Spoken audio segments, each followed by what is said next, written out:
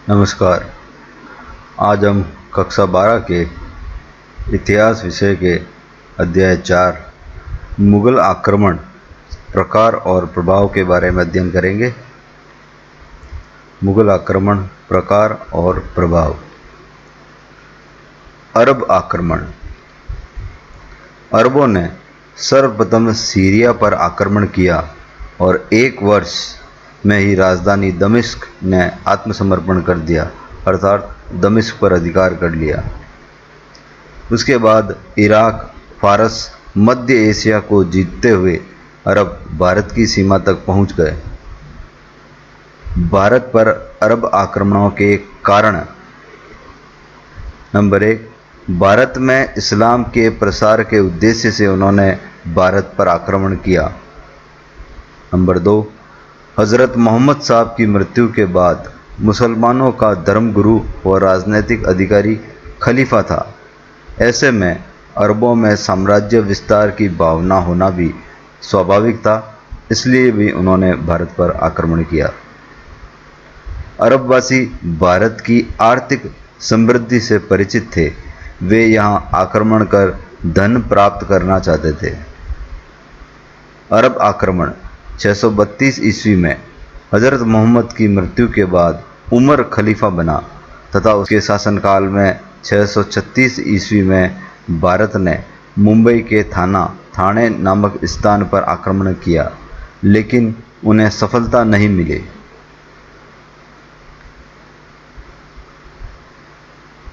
दाहिर सेन 711 ईस्वी में सिंध के समुद्री डाकुओं ने देवल बंदरगाह पर अरबी जहाज लूट लिया।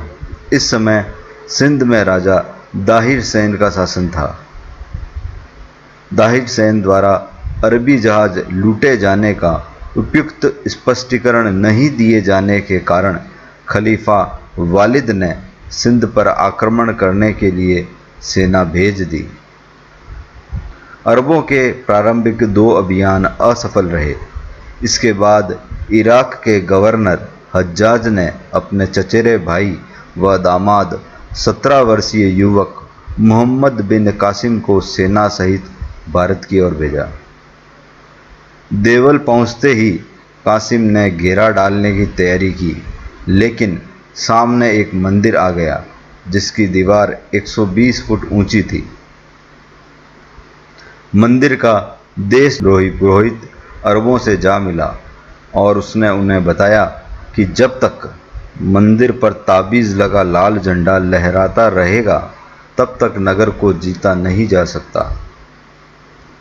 शीघ्र ही मोहम्मद कासिम ने मंजनीक नामक अस्त्र से झंडा गिरा दिया और उसकी सेना नगर में प्रवेश कर गई।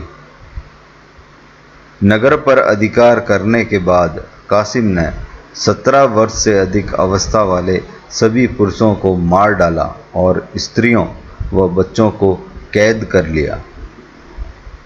मंदिर से प्राप्त लूट के माल का 5वां हिस्सा अपने पास रखकर शेष हिस्सा हज्जाज के पास भिजवा दिया।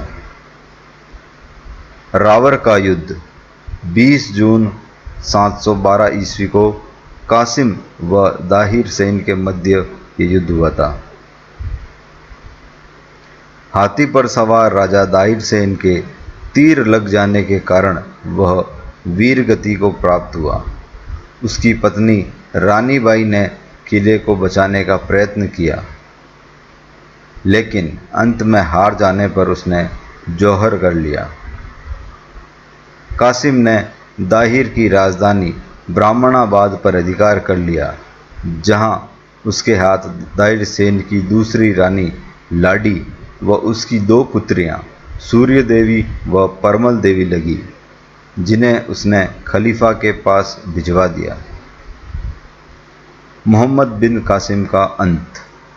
इतिहासकार ओझा के अनुसार दाहिर की दोनों राजकुमारियों के रूप को देखकर खलीफा ने उनसे प्रेम की याचना की। दोनों राजकुमारियां अपने माता पिता की मृत्यु का बदला लेना चाहती थी, इसलिए उन्होंने खलीफा से कासिम की झूठी शिकायत की कि हम आपके योग्य नहीं हैं, क्योंकि कासिम ने हमें यहाँ भेजने से पहले ही हमारा कौमार्य भंग कर दिया। इस पर खलीफा आग बबूला हो गया और उसने तुरंत कासिम को बैल की खाल में जीवित सिलाई करके उसके पास भिजवाने की आज्ञा दी। तीसरे दिन कासिम का शव बैल की खाल में खलीफा के पास भिजवाया गया। कासिम के मृत शरीर को देखकर राजकुमारियां मंद मुस्कुराहट से खलीफा से बोली कि हमने कासिम से बदला लेने के लिए तुमसे झूठ बोला कि उसने हमारा कौमार्य भंग किया है, जबकि उसने तो हमारी ओर आंख उठाकर भी नहीं देखा। हम तो उससे अपने माता पिता, भाई व देश बंधुओं की हत्या का बदला लेना चाहती थी। वीर बालिकाओं के ये वचन सुनते ही खलीफा ने क्रोध में आकर उन्हें जिंदा जलवा दिया। इतिहासकार बिलादुरी के अनुसार मोहम्मद बिन कासिम के सिंध से लौटने के बाद दाहिर सेन के पुत्र जय सिंह ने ब्राह्मणाबाद पर पुनः अधिकार कर लिया। बाद में जय सिंह सिंध के सूबेदार जुनैद से लड़ता हुआ मारा गया। भारत से संपर्क का अरबों पर प्रभाव। सांस्कृतिक दृष्टि से भारत ने अरबों पर विजय प्राप्त की। भारतीय दर्शन, विज्ञान, गणित, चिकित्सा और ज्योतिष ने अरबों को बहुत प्रभावित किया। अरबों ने ब्रह्मगुप्त के ग्रंथ ब्रह्म सिद्धांत और खंडन खांड्य का अरबी में अनुवाद करवाया। इसके अलावा उन्होंने भारतीय अंक, दशमलव पद्धति, चिकित्सा व खगोलशास्त्र, कला व साहित्य आदि को सीखकर यह ज्ञान यूरोप तक पहुंचाया। अरबों की सफलता के कारण राजा दाहिर सेन के शासन से सामान्य वर्ग असंतुष्ट था। इस कारण अरब आक्रमण के समय उसे जन सहयोग नहीं मिला। समकालीन राजाओं में आपसी तालमेल, सौहार्द व सहयोग की भावना का अभाव था। मोहम्मद बिन कासिम की योग्यता, साहस व नेतृत्व शक्ति के साथ अरबों में जोश, खलीफा का सहयोग व धन प्राप्ति की इच्छा ने उन्हें सफलता प्रदान की। नागभट्ट प्रथम अगला राजा 736 से 756 ईस्वी तक इसका शासन रहा। इसे जालोर, अवंती व कन्नौज के गुर्जर प्रतिहार वंश का संस्थापक कहा जाता है। उसकी प्रारंभिक राजधानी जालोर थी। बाद में उसने उज्जैन को अपनी राजधानी बनाया। ग्वालियर प्रशस्ति के अनुसार उसने उत्तर पश्चिम से होने वाले मुस्लिम आक्रमणों से भारत की रक्षा की और नारायण की उपाधि धारण की। अभिलेखों में नागभट्ट प्रथम को राम का प्रतिहार, मेघनाथ के युद्ध का अवरोधक तथा इंद्र के गर्व का नाश करने वाला बताया गया है। उसकी मृत्यु के बाद क्रमशः कुकुस्त, देवराज, वत्सराज व नागभट्ट द्वितीय शासक बने। नागभट्ट द्वितीय 795 से 833 ईस्वी।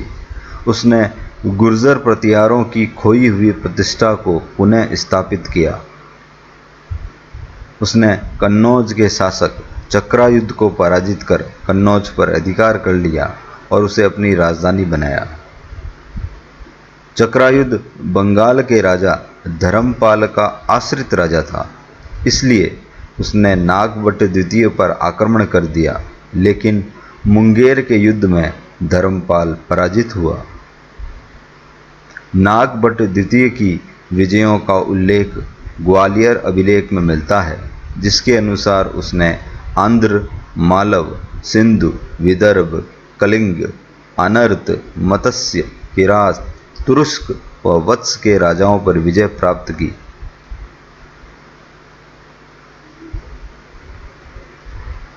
दलपत विजय के ग्रंथ खुमान रासों से उसके मुसलमानों पर विजय की जानकारी मिलती है तथा इस विजय के उपलक्ष्य में उसने परम भट्टारक महाराजा धीराज की उपाधि धारण की।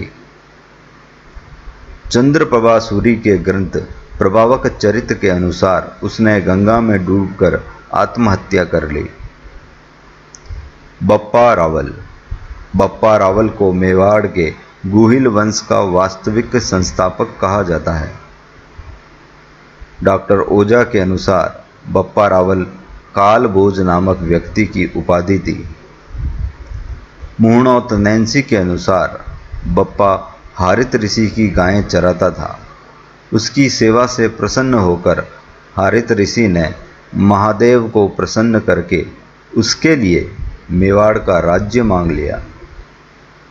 उसके बाद बप्पा रावल चित्तौड़ के शासक मान मोरी की सेवा में चला गया। उसी समय मेवाड़ पर मुगल सेना ने आक्रमण कर दिया। जब कोई भी सरदार युद्ध पर जाने को तैयार नहीं हुआ तो बप्पा रावल ने इस चुनौती को स्वीकार करते हुए युद्ध के लिए प्रस्थान किया। बप्पा ने शत्रुओं को पराजित कर उनकी राजधानी तक पहुंच गया और गजनी के शासक सलीम की पुत्री से विवाह कर चित्तौड़ लौट आया। चित्तौड़ में राजा मानमोरी व उसके सामंतों में विरोध बढ़ने पर सामंतों ने बप्पा रावल को चित्तौड़ का शासक बनने के लिए राजी कर लिया। इस प्रकार 734 ईस्वी में बप्पा रावल ने चित्तौड़ पर आक्रमण कर उस पर अधिकार कर लिया और हिंदू सूर्य, राजगुरु और चक्कवे उपाधियां धारण की। 50 वर्ष की आयु में बप्पा ने खुरासन पर आक्रमण कर अधिकार कर लिया तथा वहीं पर उसकी मृत्यु हो गई। परंतु डॉक्टर ओझा के अनुसार बप्पा रावल का देहांत नागदा में हुआ। बप्पा रावल ने 115 गेंद के सोने के सिक्के जारी किए, जिसके दोनों तरफ कामधेनु, बछड़ा, शिवलिंग, नंदी, दंडवत करता हुआ पुरुष, मछली, त्रिशूल आदि का अंकन है। फ्रांसीसी सेनापति चार्ल्स मर्टेल ने सर्वप्रथम मुगल सेना को पराजित किया था। इतिहासकार सीवी वैद्य ने बप्पा रावल की तुलना चार्ल्स मर्टेल से की है। बप्पा रावल के सैन्य ठिकाने के कारण पाकिस्तान के एक शहर का नाम रावलपिंडी पड़ा।